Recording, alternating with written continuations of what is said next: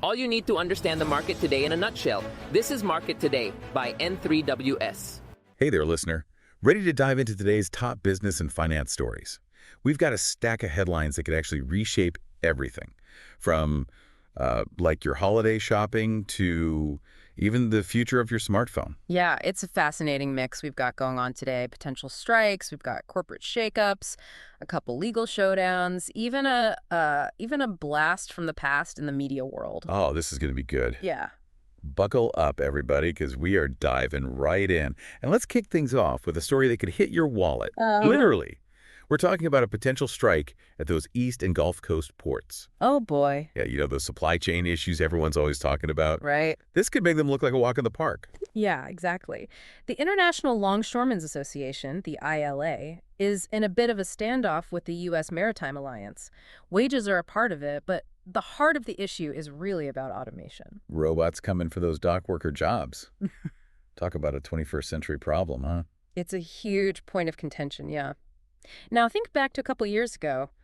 You remember those empty shelves we saw when the supply chains went all haywire? Experts are saying that this could actually be even worse, especially with the holidays right around the corner. We're talking about billions and billions of dollars worth of cargo potentially just stuck out at sea. Okay, now I'm picturing holiday shoppers battling it out over the last box of stuffing mix. And it's not a pretty picture. No, not at all. And here's the real kicker. Even the West Coast ports, which are operating under a different contract, they can't really pick up all of the slack. Shipping from those ports to the East Coast is way more expensive.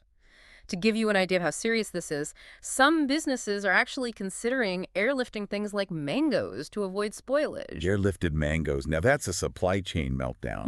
Wow. And to make things even more complicated, President Biden might not be able to jump in and play mediator here, Yes. especially given how close we are to the election. It's a political hot potato that no one really wants to touch. Right. Speaking of high-stakes situations, let's shift gears over to the world of tech, where Tesla just dodged a major legal bullet in a lawsuit over Elon Musk's pretty ambitious claims about self-driving cars.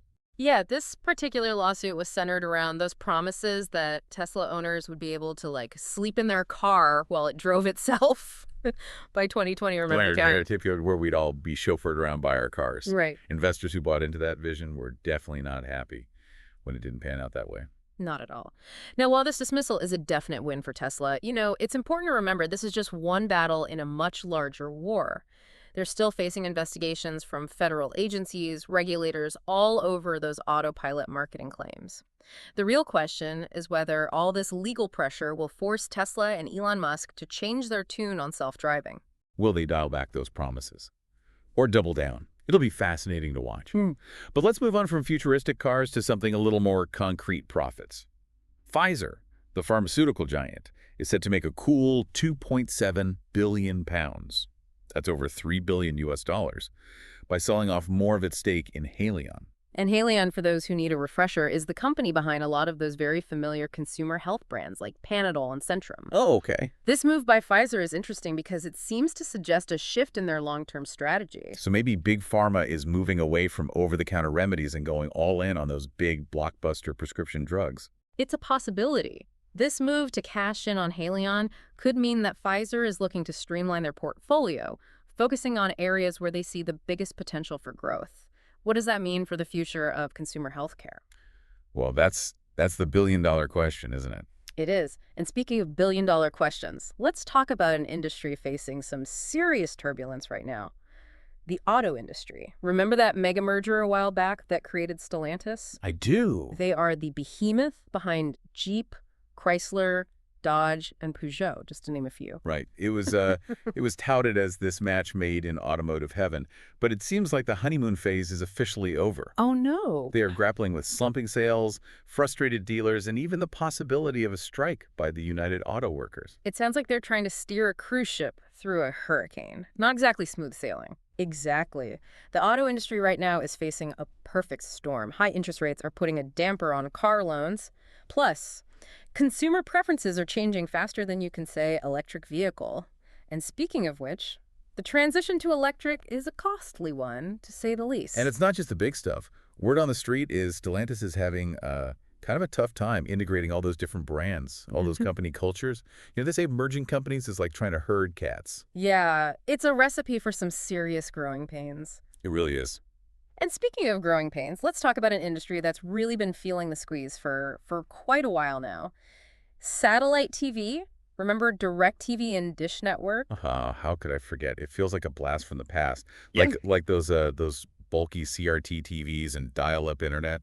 Well, get ready for a serious dose of nostalgia because DirecTV is taking another stab at acquiring Dish Network. Wait, didn't they try this years ago? Yeah. And weren't they blocked by regulators? What makes them think it'll be different this time? I think it's desperation, my friend. Yeah. The streaming revolution has really hit traditional TV pretty hard.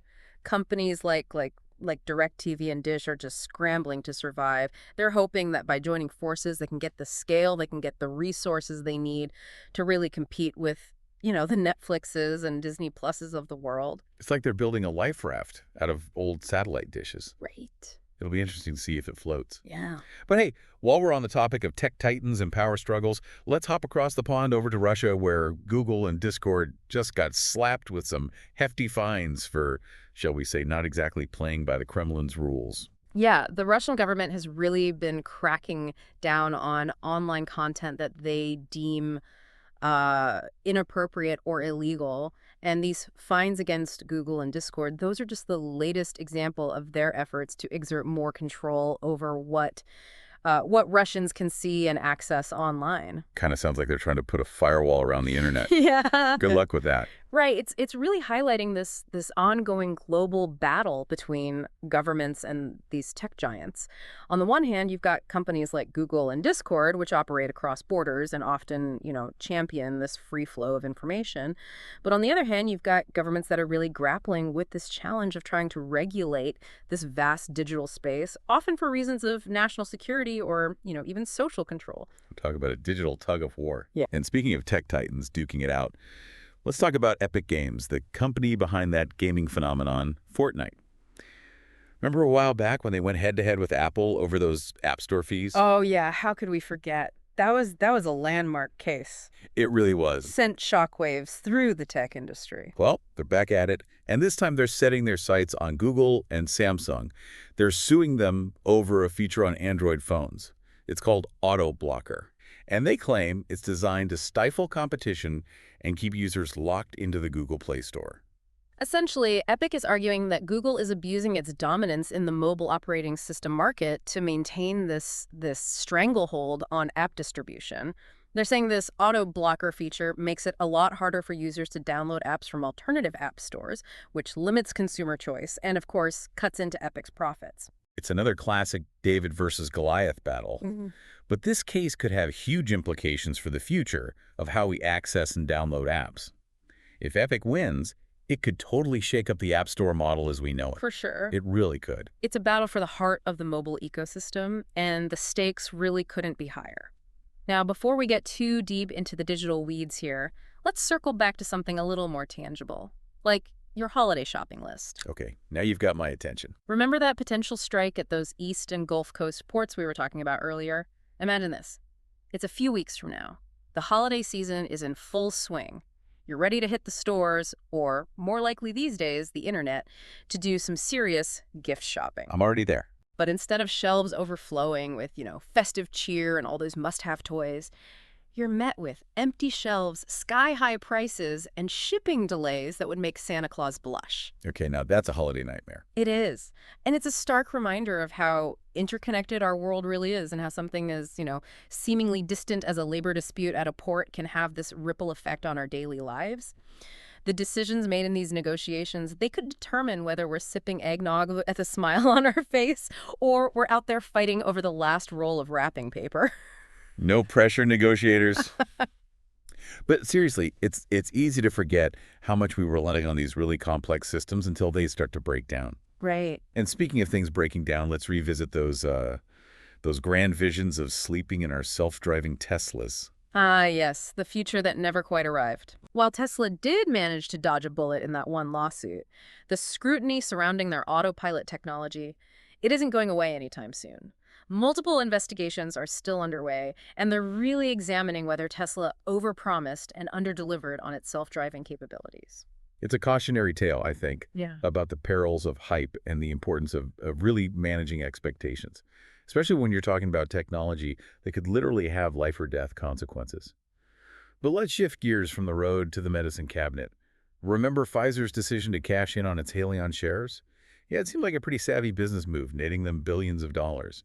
But I have to admit, it did make me wonder about the bigger picture a little bit. Yeah, it's a great point. The pharmaceutical industry is in the midst of really a massive transformation. You've got this rise of personalized medicine, then you've got the constant pressure to try to control drug prices, and then the ever-increasing costs of just doing research and development. So Pfizer's move, it could be a sign that they're just consolidating their resources, focusing on the areas where they see the biggest potential for growth, for profit. So they're betting big on those high-priced blockbuster drugs. It's a definite possibility. And if that's the case, I mean, it does kind of raise questions about the future of consumer healthcare in general, right? Yeah.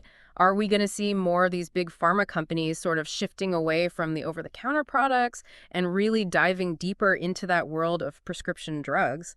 And what does that mean for the average consumer? I mean, it's, yeah. Definitely something to keep an eye on.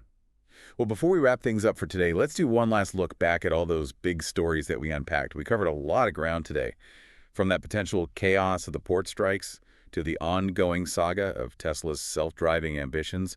We saw how Pfizer is making some big moves in the pharmaceutical world. And then Stellantis, trying to navigate those really turbulent waters of the auto industry right now. And let's not forget that blast from the past, that DirecTV Dish Network merger. Oh, right. It's a sign that even in the age of streaming, the battle for media dominance is far from over. Not even close.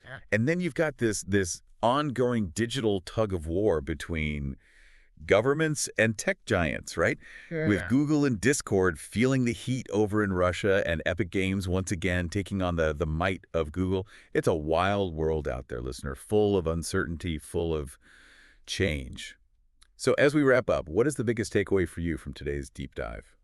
For me, I think it's the interconnectedness of it all. I mean, whether we're talking about labor disputes at ports, or we're talking about technological advancements in self-driving cars, or the shifting sands of the media landscape, I mean, these things, they don't happen in a vacuum, right? No, they don't. They're all part of this complex web of relationships and dependencies that, they shape our world in some really profound ways. Yeah, it's like that butterfly effect thing, right? Yeah. Flap your wings in one part of the world and you cause a hurricane in another. Exactly. And I think the more we can understand those connections, the better equipped we'll be to navigate the challenges and even the opportunities that, that lie ahead. So true. So as you go about your day today, listener, keep those questions coming, keep digging deeper, keep exploring those connections, and most importantly, never underestimate the power of a good deep dive. Well said. Until next time. See ya.